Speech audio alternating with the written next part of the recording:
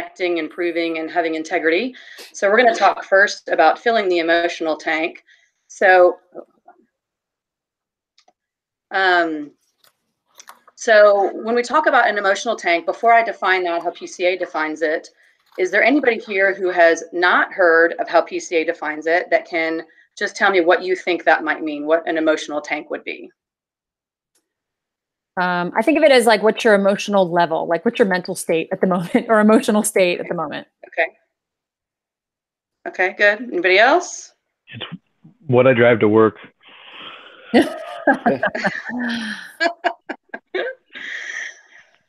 All right, so here's this quote by Maya Angelou. I've learned that people will forget what you said, people will forget what you did, but people will never forget how you made them feel.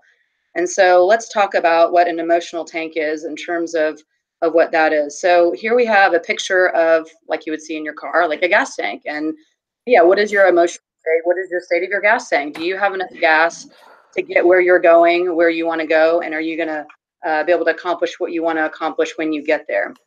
And so you got some note cards when you came in. And so what I like for you to do is write down on one of those note cards just something, when you think of a team that maybe has underperformed, it's not performing as well as they could, maybe a team you've coached, a team you have played on, or a team you've observed, just jot a note there of something that you would say caused them to underperform or was characteristic of them as an underperforming team. And then I'm going to have a few people just share some of their thoughts with us. Okay.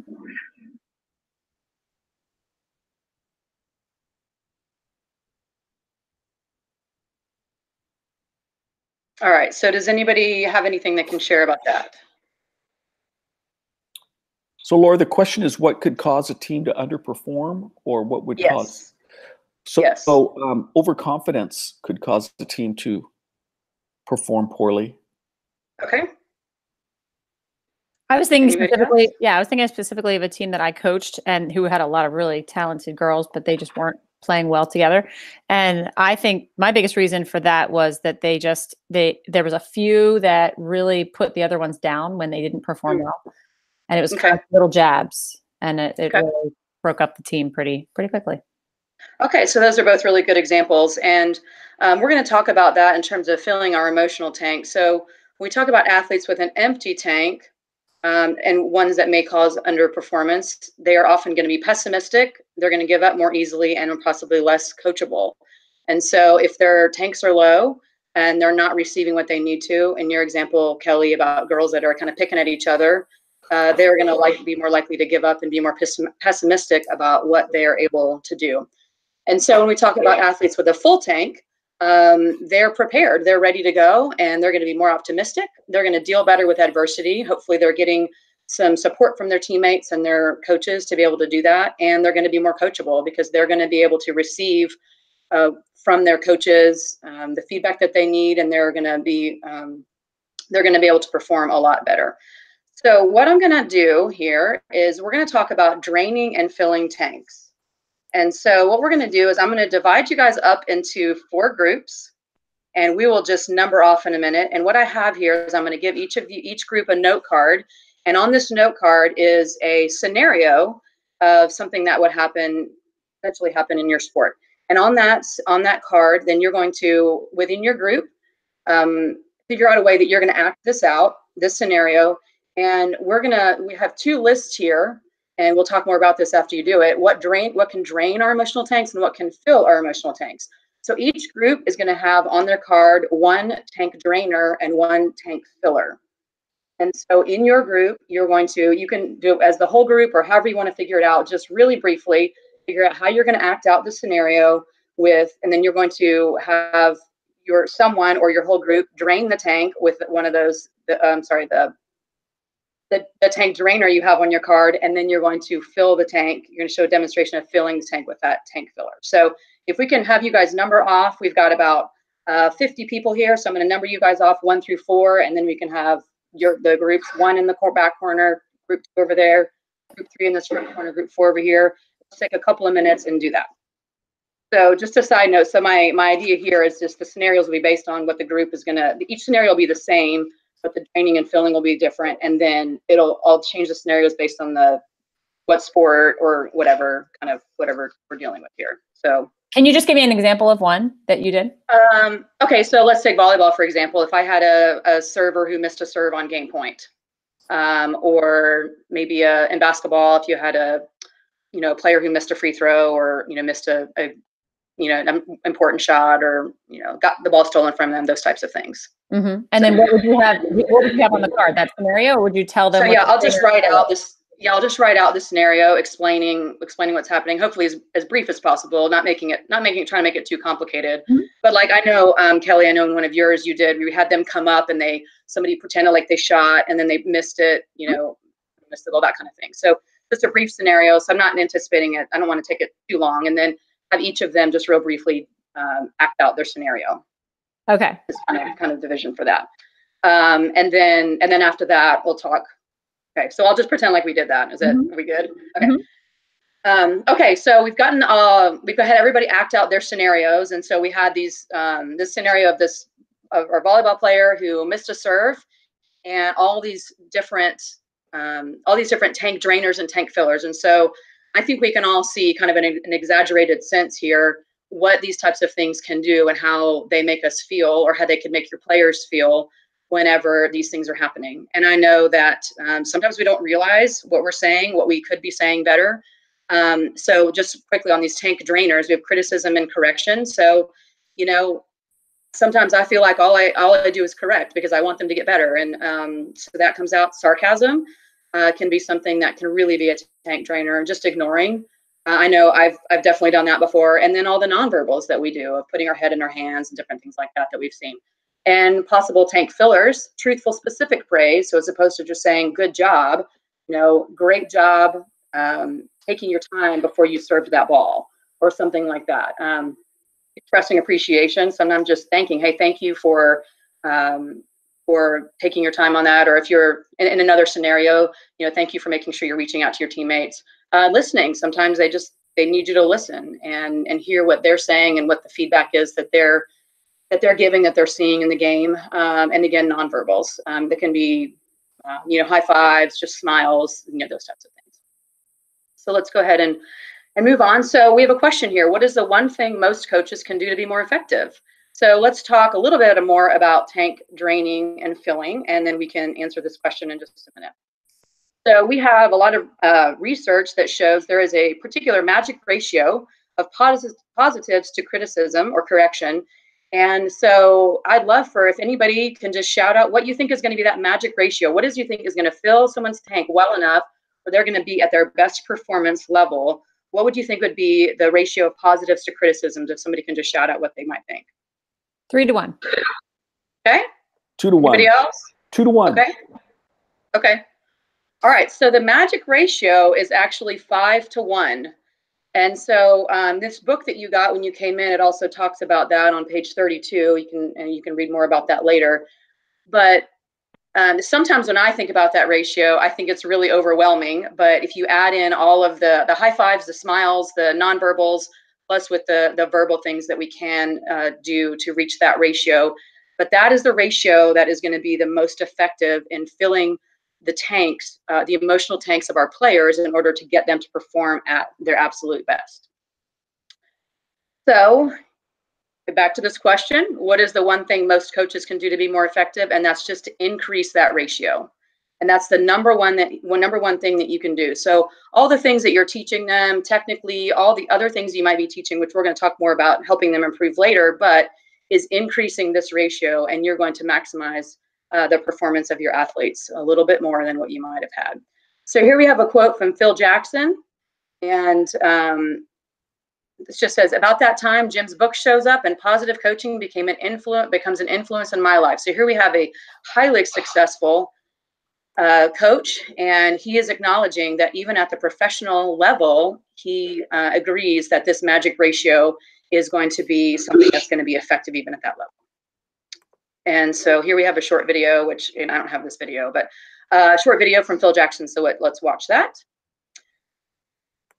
And so I think we can just see from Phil Jackson and just from our discussions here that magic ratio is going to be really helpful in helping our athletes perform. So let's talk some more about some other things about the emotional tank. So here we have a scenario of, that athletes thrive on positive feedback. Your team's been struggling.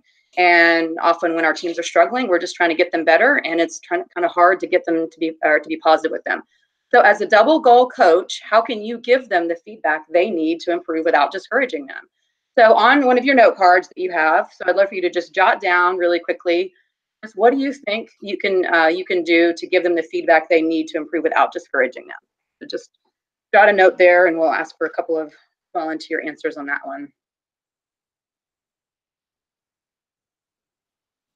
So does anybody have something they could share about that? How do you think you can give them some feedback without discouraging them? I'd say not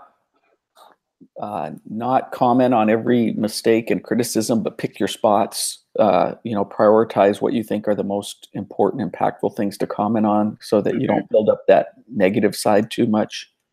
Good. Mm-hmm. I think if you just say something positive they did first, it's helpful. Okay, good. Yeah, I know for me as a coach, I find myself biting my tongue a lot, not saying things. Not that it would be something bad to say, but just the timing isn't right, or I've maybe just corrected them 3 times in a row and I need to give them something different. So here are some tools that you have, and these are also in the book that you've gotten on page 40 and 41. Here are some examples of kid-friendly criticism or tools for effective receivable feedback. So when the tanks are full, they're going to be able to receive the feedback that you have for them. So some examples here would be avoid non-teachable moments. So in the scenario we had a minute ago where you all acted out the player missing her serve on game point, that would be a non-teachable moment probably to correct something that player is doing, because they're already feeling terrible about themselves. So if that player had poor technique on their serve, that's something that you probably want to go back to later. So that would be an example of maybe a non-teachable moment. Criticizing in private. So instead of always giving feedback in front of the whole group to your athletes, pull an athlete aside and give some correction to them. Another one would be ask permission. Is you could say something to an athlete like, I've noticed that you've been doing this. Can I share something with you that would help you become better at that particular skill? Another example would be using if-then statements. So that gives the athletes a little bit more control, is instead of just correcting them and saying, you need to toss the ball more in front of you, say, if you toss the ball a little bit more in front of you, then you're going to have a more effective serve.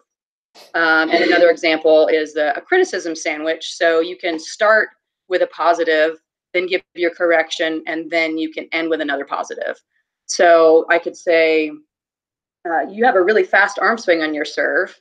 If you can get that toss in front of you a little bit more, then your serve is going to be really great. But I really appreciate how you've been swinging your arm really fast these days and working on that. That would be an example, kind of a criticism sandwich. So those are just some things. And again, you can look back in the book for some more examples on that and explain that more. But those are some ways that you're going to get your athletes in a position to be able to receive the feedback that you're giving them.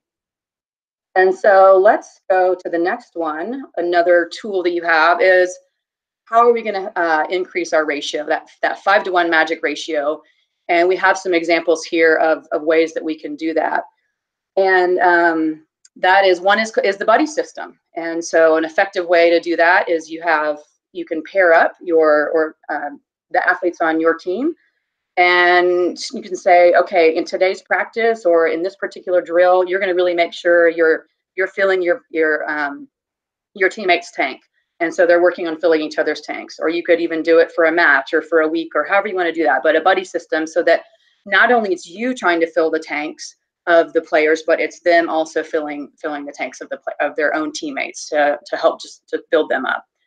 Another great example, and I must admit this is not something that I have used, I sometimes make a mental checklist, but positive charting, and get a piece of paper, and this is something especially at younger ages, you could have parents in the stands doing this, is make a list of all the players, and then as a matches or a game or whatever is going on, then you can just jot down some notes of some things that are positive, because I know sometimes we can get wrapped up in what's happening during the game and forgetting about all the little positive things that are going on. And so you can just make some notes there of some positive things. And sometimes that'll be harder for some kids than others, but it can be things like physical things they've done on the court, or ways they've encouraged their teammates, or a wide variety of things, so that you can have a few for each player, and then share with your players and share with them those things, maybe at the next practice or even, after the match. And another thing here would be a winner's circle. And there's a variety of ways you can do this. One way is, after a match, where you could go around and tell something positive, maybe use the positive charting, tell something positive about each one of those players, and also have them do it. Sometimes you might want to prepare them in advance. Maybe if you've given them a buddy, then you can say, okay, after the match, you're going to share something positive about your buddy. But maybe, everybody's in a circle, and just really quickly go around the circle and tell something positive that your buddy did this match. And that would be a great way to fill the tanks. And so with all of these things, there's a lot of information, but I hope that you can kind of take this. And I know that in my own, I think back to my own coaching, out of these 3 principles we're going to talk about today, this is definitely the most challenging for me, because I think I mentioned before, I tend to want to just correct, because I just want them to get better, and I see all those little things, and I want to correct and find all those little things. And sometimes I just have to let them go and let them go and figure out what's the most important thing that needs to be corrected, and possibly they just need something positive. They need to be reminded of something positive they're doing before they're ready for some more correction. And sometimes I think about myself as an athlete. I think I was one that didn't necessarily need a lot of maybe affirmation from my coach, but really what I needed, I think, was for my coach to feel like for me to know that they were confident in what I did. And I can think of 2 coaches in particular that I did not feel like that about. And so that, when I think through that, what could I have gotten from them? Obviously, it doesn't matter now, it's over. But I think about that in terms of my coaching. What do players need from me? What can I give to them in order to help them feel confident to fill those tanks so that they can be the most effective that they can be? So, okay, so let's move on to the next principle. And that's all I got. All right. Thanks, Laura. Thank you. How was my time on that? Oh, it was good. It was like a little under 20 minutes. That was good. Okay. Yep. And I forgot in there that obviously when I have them get up in the groups, I'm going to have them sit back down again. Oh, yeah. Yeah. And that'll take a while. Your activity that you did with the 4 different groups and having each of them active out, I mean, that'll take a good 5 minutes right there too. So, you just have to factor that in. But I mean, I'm guilty as charged. I spend way more time on eTank than I do on the other 2. So I can't say it's necessarily 20 minutes. All right. Well, everyone's already seen you once. And when we get to the principal part, it's a little bit different. So I'd love to hear some specific feedback from Joe and Prentice and Ruben about how she facilitated this part with the principal, and, something you really liked, and then a suggestion for Laura moving forward. So Kelly, if I'd be happy to start this time, jump in. Sure. I won't be shy. So Laura, this is Laura's 2nd demo, correct? Yeah, and because her first demo was so strong, we decided let's go straight to the final, right? Okay. So Laura, I'm curious from you, is there anything in particular with today's demo that you were working on or wanted to emphasize? Or, I mean, your first demo, I looked back at my notes and I wrote, I got down, wow, really strong. So I don't know, maybe you were just hoping to repeat, the quality from last time, but was there anything different or new or in particular this time? Not necessarily. I was just sort of trying to get the flow of, when you're actually doing it, what is it actually going to look like? And then as I was kind of finishing, like I kind of thought I liked the little group thing that I did, but then at the end, I know I was just sort of talking because I was trying to get through all of those. So I would say maybe I could make some adjustments on that part. But let's talk about that for a second. Because this section, there's a lot in this section, and then you end up with those 2 tool slides, 2 sets of tools, and it is like you go through one set of tools, and then you go forward, and here's another set of tools, right? And I think that you described the tools very briskly and concisely, and I thought that the examples of the tools that you gave were good, solid examples. And I've seen even experienced trainers, when they give an example of a criticism sandwich, for example, they're searching and fumbling around for it. It doesn't come across very well, and it's not very helpful. But with that said, yeah, how do you break up those two sets of tools so it's not just you explaining? And maybe Joe and Kelly will have their own suggestion. One thing I like to do at that point in the workshop, and I got this from Jim Thompson, is Kelly, the second, it's buddies. Is it 3 tools on that second slide? Buddy system, positive charting, winner circle. Okay, so what I saw Jim do, and I like doing it, is at that point he has them get into groups of 3. Each person reads one of the 3. Did I get this from Jim or did I get this from you, Kelly? You got it from me, but it's okay. You can give Jim credit. Okay. That was so good. I thought it must have been our executive director. And so, you're going to read about your tool, and then you're going to explain it to the other 2. So each person each of the 3 reads about one tool, and then you give them time to teach the tool or explain the tool to the other 2. So you're saying they read it from the book? Yes, they read silently. So you give them a couple minutes to read silently. It's 3/4 of a page. It's it's not a lot of reading. Okay. And I like it for a couple of reasons. One is that it breaks up the routine. Okay. 2 is it gets them into the book in a significant way. It really gets them to dive into the book. And then, people learn, right? There's different learning styles and stuff. And so, so the people that absorb things best by reading silently to themselves, they get just a little piece of that. Okay. That's great. So then after they're done with that, then do you come back and then just sort of review quickly? Not necessarily. You can, but you don't want to be too repetitive, but it depends on flow and time. Because I knew that the other activity was going to take a little bit longer, dividing up into groups. So that's why I was trying not to do too much, but I can certainly make some adjustments. Yeah, you're always working with the time factor. So, yeah, this way does take a little longer. So it means that you have to make time for it or be aware of whether you actually have time to do it that way or not. Right. Okay. That's great. I've done that more and more lately. At least one time in any workshop, I want people to actually read a part of the book to themselves. Okay. And this is this is where I typically do it in Double Gold Coach 1. Okay. Laura, I thought thought you're strong. You've got the foundation of understanding the content solidly, and I think when you have that foundation, it allows you to relax, be confident. It allows you to be creative. So you ask questions. You had us. You were creative with an activity. Very strong again. I enjoyed it. Yeah. Thank you. Thanks, Ruben. Joe or Trennis, anything to add to what Ruben said? Yeah, I think, I think to echo what Ruben said, I would agree completely.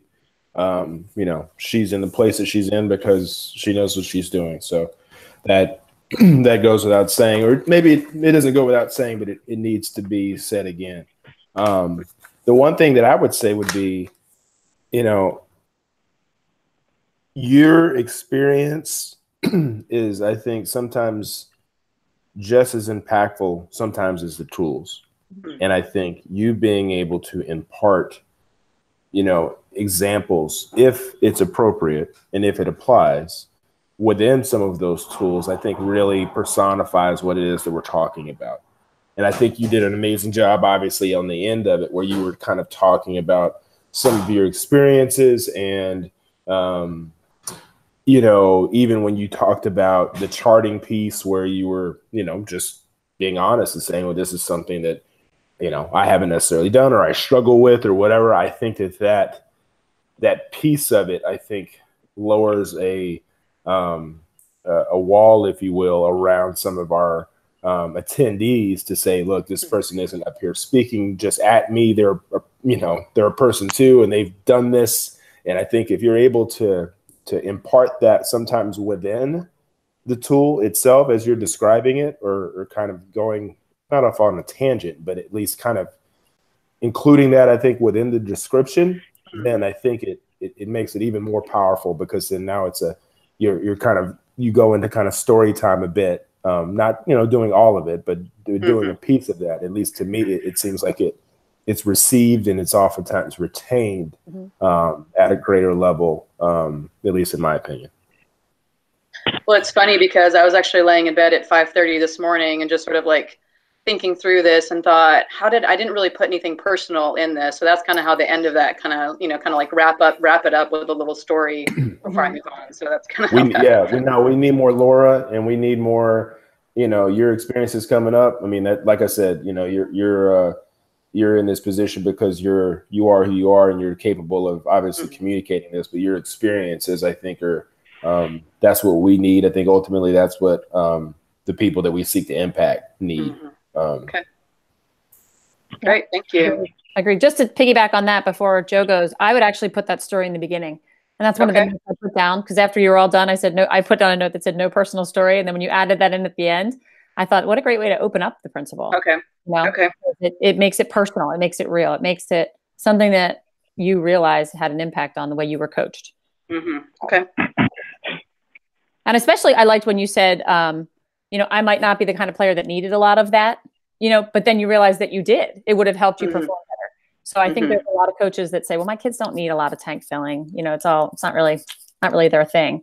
It's boys travel basketball, and the bottom line is that they do. It doesn't mean you're telling them they're great and wonderful and giving them hugs and kisses. It means that you're actually just keeping them accountable and giving them acknowledgement for what they're doing well. Joe? Yeah. Can you hear me? Now I can. Sorry. I don't have anything, earth-shattering that Laura doesn't already know, and it kind of going from where Trina started. You're ready to be out there. I mean, I think that this process is at the point where it's about diminishing returns for you, because I think some of the things that you're going to need to do in this section are really work with the participants and say, what are the tools I talk a lot about what a tool is and what we can, whether they can derive a tool from a situation. I often use the kind of terminology that a less experienced coach is asking you, this is going well for me. What would you do? And I think that what I'm really excited to see for you is that live setting, where you've done a lot of this now, and it almost feels like you're not bored, certainly, but you know this drill now. Time for you to be messy and scared and go out there and have people ask you questions and have people not like what we say, and you're going to be great with that. And I don't think I get to see the best of you in this setting, so you're doing it very well. I'm glad you planned it out. I love this activity base. You're ready for the next thing. Thank you, Joe. I appreciate that. Yep. Thanks, Joe. And that's one of the reasons too that we said, you don't need to do an extra demo. Some people we do say, yeah, we want to see you do this again. Other people are like, you're ready to go. But I think it was interesting to see you, Laura, do this piece versus the beginning piece. And I thought you did a fantastic job too. Content-wise, I mean, as everybody agreed, what you're talking about. What's the word I want to use? The part that I would improve is, do you know that I understand the concepts as somebody in your workshop? Okay. And I didn't really get that feeling especially at the end when, this is just what I do, but like you talked for the last 6 minutes straight and you had a lot of good things, as Ruben said. But if I'm a coach sitting there and this is already like half hour to 40 minutes into the workshop, and you as a facilitator, you don't really know if I understand what the buddy system is. You don't really know if I get winner's circle. You don't really know how I do with criticism sandwiches. You're just telling me information, but you don't know if I'm receiving it. So that's my question. Like I wrote down, Laura knows the stuff, but does she know that I know it? So in workshops, I think what my big beef is that I want to see if the coaches understand the concept I'm talking about. So when Joe's talking about like getting live with people, getting messy, I have them, when we talk about tools for receivable feedback, that's where I get them in groups and I get them talking and I say, okay, come up with a scenario in your sport, get with 2 other people that coach baseball or softball or soccer, whatever it is. And I want you to practice. Each of you is going to have 3 chances. One of you is going to practice asking permission. One of you is going to practice using an if-then statement. And one of you is going to practice a criticism sandwich. And you're going to be talking to each other as if you were coach and player, and actually use the words that you use. And you know what? And if you're not really sure what it is, look back in the book. You'll find the tool in the book. And that's where I get them in the book. But a way for them, and it's great. I walk around the room and I hear them going, if you come to practice, you'll probably play better. You know, and then you can walk around and go, what we're looking for. But I had somebody do that a couple weeks ago at a workshop. But practicing the criticism sandwiches, and they're kind of laughing because they know it's kind of hard to do. But when they go out to practice tomorrow, they're going to remember when they go to tell a kid like, hey, get low. They're going to be like, I love the way you hustled over. You need to get lower. You need to get your hands behind the ball. But, you know, and then give them another positive. So I just think that this is the most important part. And I hate to see you miss the value of that by just explaining it to them. Okay. And I think that was kind of in thinking about it, like, you know, think about the time and, you know, all that kind of stuff. But yeah, I mean, I'm absolutely happy to add some more interaction. So, okay. Yeah, and I don't think interaction necessarily has to take a ton of time. Okay. It's just, I mean, you explaining it for 6 minutes, you can do interactive activity in the same amount of time. So another suggestion that I had is this is just something I've started doing more recently because I'm like, I try to keep in my mind a lot, ask, don't tell, because I can talk for hours. These guys know that, but to try to ask the coaches, it really checks for their comprehension. And also, am I explaining it well? I talk very fast. Maybe they're missing something. Maybe they don't like my voice. Maybe they're, you know, just tired. So just this weekend I did a workshop and I had everybody get with a partner, just one person next to them for draining and filling. And I said, one of you is the drainer, one of you is the filler. I want you to give examples. One of you is going to give an example of criticism and correction. And one of you is going to give an example of truthful, specific praise. And they went back and forth. And then the next one of you is going to give an example of sarcasm in coaching. One of you is going to give an example of expressing appreciation. So they went down it took all of about 3 minutes. And again, as I walked around the room, I mean, the funniest thing was watching a bunch of adults practice ignoring, you know, and I hear people like folding their arms and turning around. But then when you debrief it at the end, you say, which ones were easy? Which ones were a struggle? Which ones do you do most often? And like sarcasm, you know, the arm went up, and then you can talk for a little bit long, but it's a way for me to check and see which ones the coaches are obvious, you know, Captain Obvious, and give them answers. Like criticize in private. That's pretty obvious. I don't need to go into detail about that, but what nonverbals are they actually doing without even realizing it? That's something I want to go a little deeper with. Okay. Just some ideas. The other thing I picked up on is that you said, just to get through this quickly, or just quickly, you know, rush this stuff because it's valuable. Okay. Don't think because there's a clock and there's a 2-hour workshop that, you know, okay, we're almost done. I hear a lot of trainers say like, we're almost at the end, or we're almost finished, or I'll just go through this really fast. This is good stuff and it's valuable. And even at the beginning, if they don't realize how valuable it is, by you making them feel like you have to rush through it, makes them feel like it's not valuable. So I would just say, take your time on that. I like the note cards. I like having note cards. Even one better than note cards are sticky notes, because then they can stick them in the book. And also in the book, since they have a book, there's little margins around the corners. There's an open blank first page. There's a blank back page. I know for myself, 2 hours after a workshop, if I lose a note card, I might find it in the bottom of my car and not have a clue what it was for. But if I have a book in my hand and I have handwritten notes on the side of the book, when I go back and read it, I read the notes. So I would say use the book space more than necessarily a note card or a sticky note, as I said, so it can stick in there. I don't know how everybody feels about this, because I liked how Trennis complimented you on this, but when you said, I have never used positive charting, I don't know, Ruben and Joe, how you feel about that. I don't like to admit necessarily as the professional in the room that I haven't used a certain tool. Maybe it's something you could say, you know, I'm trying to use this more, or I'm trying to find a way to work this into or can anybody help me figure out how to work this into a volleyball practice? You know, something like that, rather than, because you're the expert in the room, and for you to have positive charting, personally, for me, changed the way I coach. I positive chart everything. And the point of positive charting is to keep the kids accountable for effort. And effort is something that I never kept track of before. I only kept track of outcomes. So positive charting for me has been fantastic. And so for me to hear you say, I've never used it, makes it feel like it's not important. It's not good. It's not valuable. So either practice it, start using it, or find a way for them to help you figure out how to use it. Sure. Yeah. Kelly, I really like when Laura said, this is the principle I have to work on the most. Okay, I like that a lot. Okay, and I agree with you. If you've never used positive charting, you can, rather than highlight the tool that you don't use, you can explain positive charting, and then you can go. The winner's circle is one that I have found particularly helpful for me. So rather than tell us the one that you don't use, tell us the one that does feel comfortable for you. Because it definitely discredits the tool. Well, wait a minute, it can't be that important if she's been coaching for 20 years and never used it.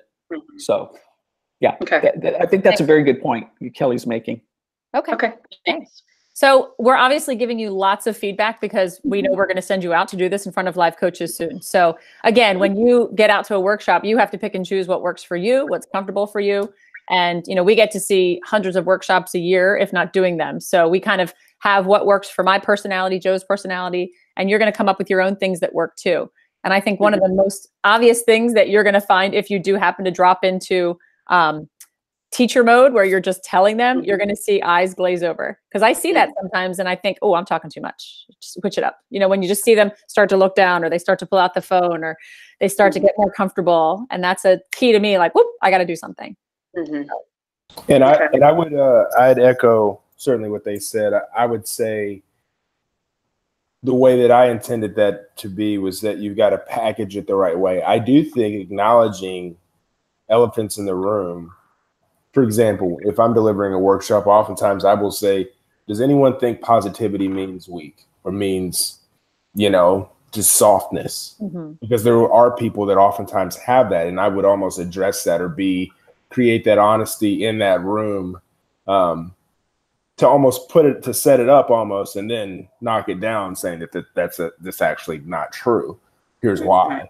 Or do you, asking the question, do you think that positive charting is going to be tough to do with all of the other things that you have to do, right? And so then acknowledging the difficulty potentially of that, but then also acknowledging the usefulness and the power in that, I think sometimes can, again, create the personification of these things, as opposed to, hey, there's a 5-to-1 ratio. Let's make sure we do that. And someone's like, well, how the hell do you think I'm going to, do that? Right. Like, that's crazy. Like, I don't have enough time. I don't have an assistant coach. You expect me to do that. And so I think that sometimes people can glaze over or maybe even shut down, I guess, if we don't acknowledge sometimes the difficulty in that, and creating a conversation around how we can actually implement those things. I think to me, it has worked. I mean, Yeah. Thanks, Trennis. I also often use the word challenge instead of a difficulty. I have a challenge for you to try to get to 5-to-1, because they're going to push back. No, that's too hard. And I'll say, really? Okay, give it a shot and see what happens, and figure out ways to do it. And because every coach there is a competitor. So I'm like, oh yeah, ready? Here's your challenge. Bring it on. Try to get it. So Laura, congratulations. I'm going to send you a follow-up email that has this recording in it, and you'll be considered an associate trainer. So if you want to do it, our trainer manager will reach out to you with a little bit of details just about how you can log in and see where workshops are in your area. It's pretty slow, obviously, right now with the holidays, but there are workshops on the calendar in August, I almost said, wishing the summer away, in January. And so what I do is I'll send you the workshops in the local area. Like every 2 weeks, I'll send you a list of workshops and ones that work for your schedule. And then I'll check with Trennis and I'll see if it's a good fit for an associate trainer to co-facilitate part of that workshop. And we'll send you out to do half the workshop with a certified trainer. And then we go from there. So one thing I noticed the last time you sent that out is there's not a double goal coach workshop for the month of January. Yeah. Unless Trennis, you've added some since she sent that out. I mean, do you make any exceptions? Obviously, I have to learn different material for being able to help facilitate a different workshop. Yeah. So, I could let Trennis address that, to see where the chapter's heading. Yeah, I think because we're so heavy into the spurs right now, there is, almost a specialized or personalized workshop that we have around for them. But I do anticipate having some others come online here, at least toward maybe the end of the month. That will be DGC. I just think for for them, you know, we had to make a bit of a calibration. But I would suggest that, you know, at least seeing that workshop would benefit you for sure. Is that the one that I saw that Randy did over at Westwood? And it's a little, and we'll have maybe another one, I think, that is maybe in Bastrop, so it's a little closer for you as opposed to San Antonio, but that's an opportunity if the schedule applies. But yeah, we'll have some DGCs coming down the chute, you know, here soon. So is there all of the silver and black give back ones, Trennis, then? Is there any way to work her into any of those, or is that just a set program where they already have a trainer that's, you know? No, I think that there is an opportunity for sure. I think there's, you know, Laura, since you've seen it, we've calibrated it just a tad. I think it's in a better place than it was there. That was actually the first time that was delivered when you saw it. So, so we'll, there is a space there that I think that you can use some of the tools that you've learned here, and then co-facilitate for sure. Okay. Yeah. So let us know what dates. And I'm looking too. There's some parent workshops coming up at the end of January and athlete workshops. So it's a great opportunity for you to see the workshops that are going on down there too. Even if sometimes if you can't get into, you know, learn a whole new workshop and co-facilitate, you can be there to observe. And that's really valuable as well. So Joe, I noticed that it looks like you're going to be in Central Texas for Capital Area Tennis Association Second Goal Parent Workshop on January 27th. That's correct. So any particular reason why you got that assignment, or is there anything about Trent that? and I talked about it. We're trying to build some things around it for the trainers as well. Yeah, and specifically, I think for us, that's a sensitive partner. We want to make sure that we're delivering upon what we said we were going to do, and specifically for them, they want us to focus in on individual sports. And candidly, I think sometimes we trend toward examples around team sports and timeouts and half times, and these kids play tennis and they don't have any of those. Hey, I think it's great, and I think that's a great reason to pull in one of the lead trainers, Trennis. I'm noticing there's 2 workshops same time. They're probably in the same place. They are. Jody's going to do TIC. I'm thinking that's a great date if Laura can put it on her calendar. And I don't know where the location is, if it works for her, but you know, the fact that there's 2 workshops in one place, there are 2 different types of workshops that we're going to eventually want her to get certified in. She gets to see Joe in a live workshop. I don't know if she's seen Jody yet, but if she hasn't, Jody would be great. It seems like a nice opportunity somehow, some way for, at the very least, for Laura to be there and pop between the 2 workshops and take it in. Agreed. Yeah. What's the date on that? January 27th? Yes. I can send that to you too. January 27th at 4 p.m. And the location is? It says Austin. Oh, good. Norris Conference Center in Austin. Well, that's better than San Antonio. Where are you, Laura? I'm just north of Austin in Georgetown. It's about 30 minutes north. I think that's a nice date and opportunity. Okay. All right. Okay. Thanks. I'm signing off. Yeah. Thanks. I'm actually getting on the phone with Will Goodlow in 15 minutes. We're going to go over the double goal coach, the Dev TIC workshop with Will to get him ready for that. And until you said it, I just realized it was tennis. So I think there's definitely some more things to think about when you're delivering it to tennis. Being a tennis parent myself, I can help him out a little bit. Thank you, Trennis. Thank you. Yeah, thanks, guys. Thanks a lot, Laura. Thank you. Yep. Have a Merry Christmas, everybody. You too. Merry Christmas. Bye-bye.